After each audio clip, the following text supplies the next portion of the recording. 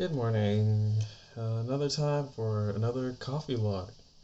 Uh, gonna start sharing my experience with coffee and how I got here.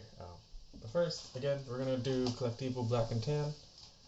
I think we're nearly at the end of it, so I just want to get done with it, and then we can probably start trying some other coffee and seeing how that goes. To be fair, I really enjoyed this cup. I really did. Because wouldn't be so dark at the first. Hello. Scale okay. It'd be really dark at first, and I would just be like, man, this is really dark. Or no, it would be like super like light. Sorry, and then it would just move into dark. I've tried methods where I've done 80 grams, 70 grams, and then I would just follow up with 100 grams of water shortly after, or 90 grams. And I didn't really see much of an effect. I would say that I really enjoy doing it by 70 to 80 grams between each pour. But yeah, so how I got into this specifically. When I first started, I always had Dunkin', so my dad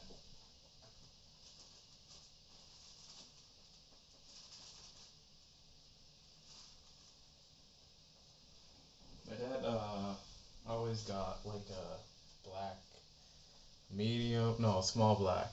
My mom always used to buy me I think it was a medium ice extra with extra caramel, I believe. I don't remember if she did. I just remember having a cup of coffee for the first time that was iced, and it was probably the sweetest thing I've ever had. But you know, a lot of it was curiosity for the most part, I would say. And so when I first had my cup of coffee, it was always like, oh, I guess this is what coffee is always supposed to taste like. It's always supposed to taste like the sweet, flavor of a hazelnut, and a lot of people would either get one or the other, where it was black or sort of this mixture of cream and sugar and some sort of syrup. So that's I kind of gone both ways. Sorry, I'm kind of cooking as well, so I'm trying to figure out.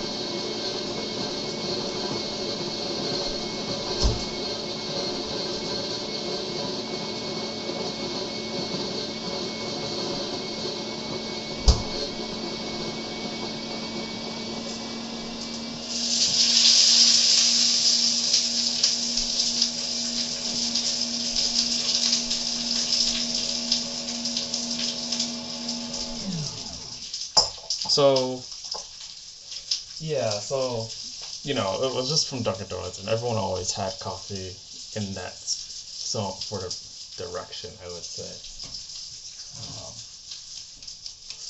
And I just was kind of curious, and then first time I had my coffee black, I was like, well, that's kind of nice. It's just straight coffee flavor, there's no mixtures in it. It is what it is. It's not really for me, but I'll drink if I have to. And then I started working at Dunkin's for a little bit, and then I realized they had this thing called a Dunkaccino. And their Dunkaccino, I don't think they make it anymore because they don't really sell that much. Their Dunkaccino was pretty much half hot chocolate, half coffee, and it was all in powder form. And for me, it was great because it was sweet. I got my hot chocolate, I got my hot coffee.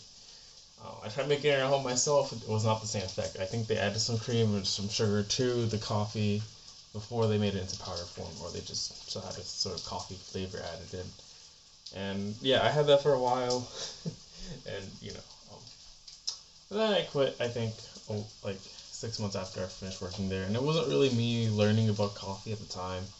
It was just kind of working in industry as a cashier or a drink maker. I don't want to call myself a barista because it's far removed from that. So yeah, that was kind of where my small coffee journey started.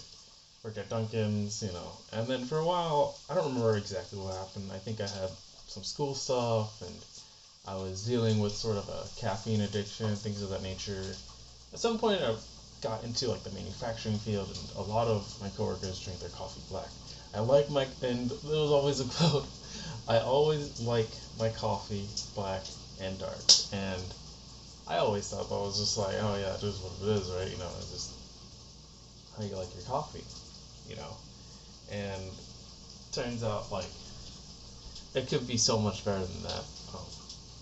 There's like a one misconception when I worked, and this was like after the manufacturing fields, where I was offering, hey, we now have light and dark roast. You want the dark roast? It's like, yeah, but do you need the light roast? It's like, and you pause for a moment. Is light roast decaf? I think it's decaf. And my brain at the time was kind of like, wait, what? Unless it says decaf, it's not decaf. But it was always interesting to think that like someone out there thinks that a light roast is decaf, but truly it's not. I mean, there's so much information out there. You just sort of, I can understand the sentiment too, but it's really, those are just flavors. So going back to manufacturing, around the time I've always kind of have my coffee black to some degree. I've added some milk to it. I used to buy like those Bailey creams where they would sort of like be a flavored coffee, and those are really nice. I didn't really find any enjoyment out of it. I did a lot of experimenting for the most part. That was it. Like, it wasn't anything special. Let's see if I actually put this in a minute.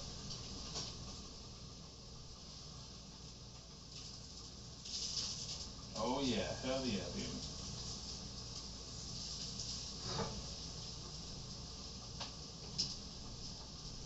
So then, at some point I moved. I was still working in the manufacturing field. Around that time, I started figuring out what I wanted. I primarily used coffee because I wanted to have the coffee flavor, have the caffeine, and also still have some milk, because I was starting to cycle as well, and I really needed the calories. I had still to this day, I still have a hard time eating, but like having just that amount of milk in my coffee was probably the best thing for me, because I couldn't, if I drink it black like this and I need to exercise, I'm just gonna get acid reflux, or I'm just not gonna have a good time. It's just straight caffeine and water, and I was activating things I don't have, like sugars, because I'm not eating.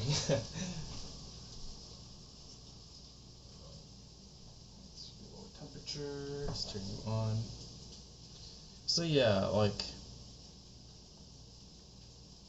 I started doing that, and then after I'd left my job, I found another job closer to home.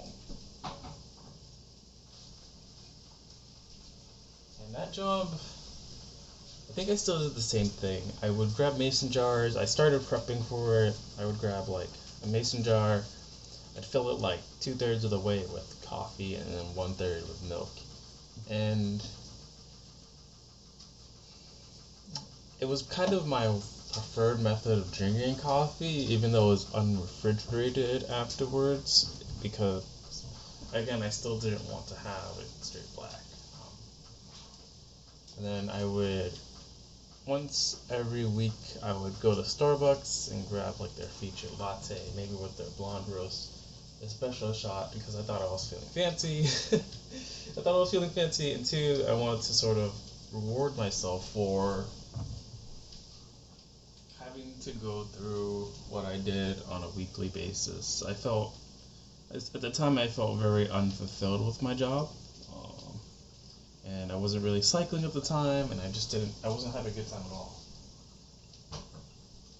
And then it comes to my current job, where I was working part-time here, and we had our first cupping. So, to explain what a cupping is, you get multiple cups, let's say, let me see if I can bring up some glass cups.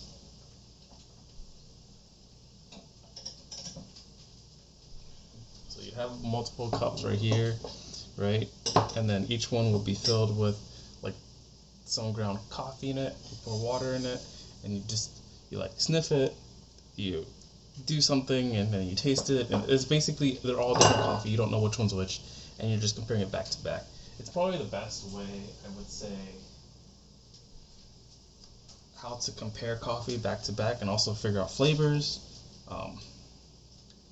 But when I had that for the first time, it brought me to enjoying coffee like this. This, like, at that point, you know.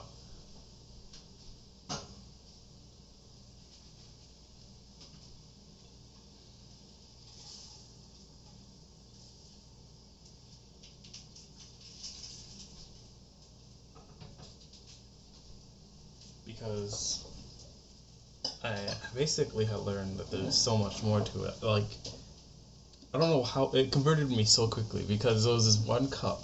It was like I said, a Colombian coffee, and I don't remember what it smelled like, but when I tasted it, it tasted like soy sauce. And you think that's crazy, a coffee that tastes like soy sauce, but like, it's possible, you know?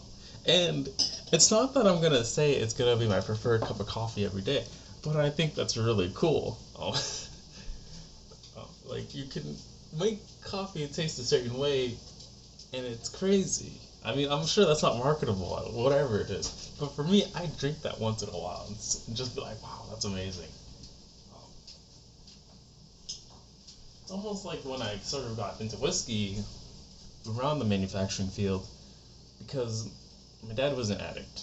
I'll be honest, my dad was an addict. I didn't really care for alcohol at the time, but when he passed away, it was like, for some odd reason, I was just curious as to what it was he was doing that made him that way, and so I just started experimenting, you know, and that's how I got into whiskey, to some weird way.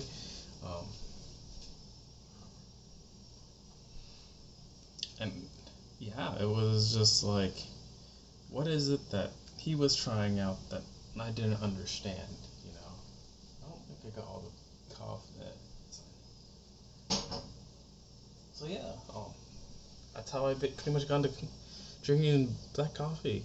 I mean, you don't have to have coffee black at all. You can add milk and cream. It is what it is. Usually when I get it, someone's asking me if I want to drink. I just say, hey, just make whatever you want. I think is best. I mean, most of the times now, like, whenever I do drink coffee, I'm just judging. I want to know what it is the roasters, the companies are trying to achieve, things of that nature, and just trying to see what's out there. Because there's lots of coffee and there's lots of different flavor profiles that these roasters or these companies are trying to captivate, and then they're just producing it. You know, whether it's something like this where it's a standard item on their roast list, you know, or something special like this guy right here, which, again, I'm not sure if I'm going to be drinking this next. We can do this one next, but I think I'm going to be doing a lot of testing on the Sumatra, purely because, like, I've had the setting on 7 the entire time and I've not changed it. But I think the next video will probably be on this one, pies, for sure.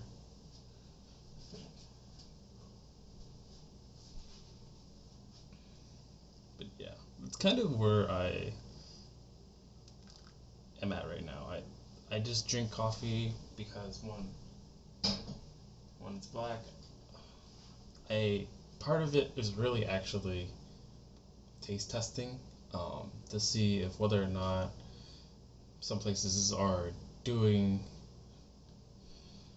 the right way, or is there something wrong with their machines, things of that nature, and as well as just, I really enjoy, I'm always finding new flavors, and for me what was important was kind of the water quality, and that's kind of the main thing. Water quality is so important. So, alright, it's nearly done.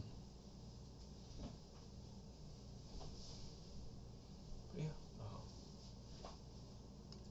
that's kind of how I got in. A lot of it, I'm taste testing for the most part. Whenever I drink this at work, when I'm at home, I get to really enjoy this cup of coffee. Like I said, this is before work, so I get to, like, really have a good time, get my brain settled all together, and just, you know, have a good cup. I mean, granted, if I don't like the cup, I'll let you know. Like I said, Black and Tan Collectivo, if I had to buy this again, I would. I think I have to order it though, so it's kind of on the difficult end of me wanting to try and buy this every week. Because obviously there are other places that I can just go to the store for and buy coffee. Yeah, smells the same. Every cup is always going to be different, by the way. So you're never going to get the same cup that you tasted last week, last month. Maybe I'll never taste that soy sauce coffee ever again, but there's a possibility, and that's kind of what's exciting.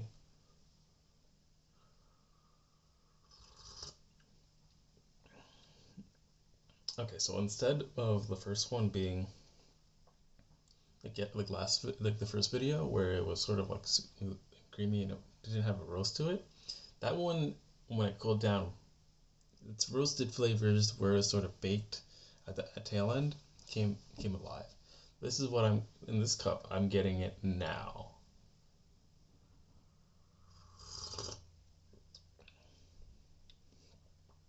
It's still good though. I can still enjoy it. Like, if this was a cup of coffee that most people would enjoy, I think more manufacturing would enjoy it more. But for me, this is, like I said, I like my darker coffee, so I enjoy it.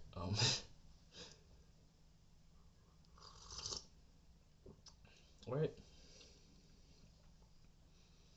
Take it easy. I'll catch you later.